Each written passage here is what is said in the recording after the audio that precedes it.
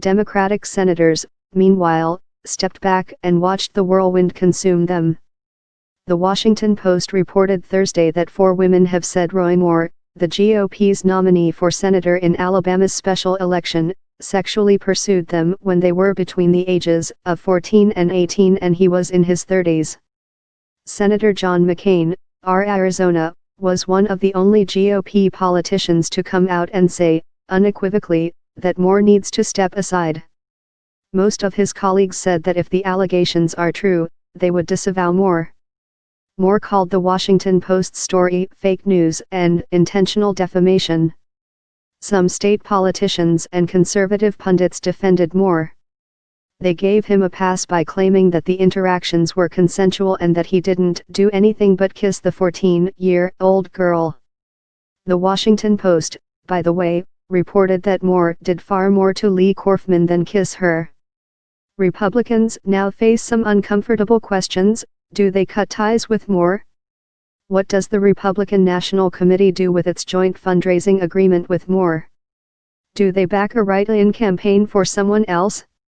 And does it all get awkward considering the president has also been accused of sexual assault by a number of women?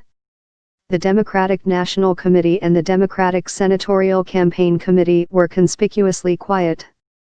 The campaign of Democrat Doug Jones, Moore's opponent, put out nothing but a short statement that read, "Roy Moore needs to answer these serious charges." The Alabama special election, scheduled for December 12, had already been attracting national attention.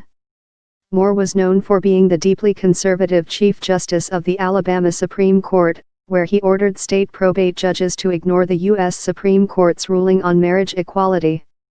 Over the past few weeks, HuffPost talked to Democrats far from Alabama in New York, Washington, D.C., and Alaska, who all held small-dollar fundraisers for Jones. After Hillary Clinton lost, I told myself I'd do anything I can to make sure the right candidates win, said Betsy Qualls, who is originally from Alabama but now lives in Alaska. Kindred Motes, an Alabama native who now lives in New York City, said he was shocked when he heard that Moore, a man who had been twice removed from the bench for flouting the law, could be the state's next senator. Democrats acknowledge that even with the new Moore revelations, the race is tough for them in the conservative state. There is still a real chance that Moore will be the next senator.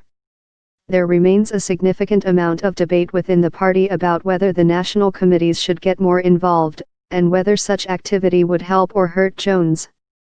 Party officials did not immediately jump in and announce a change of strategy on Thursday.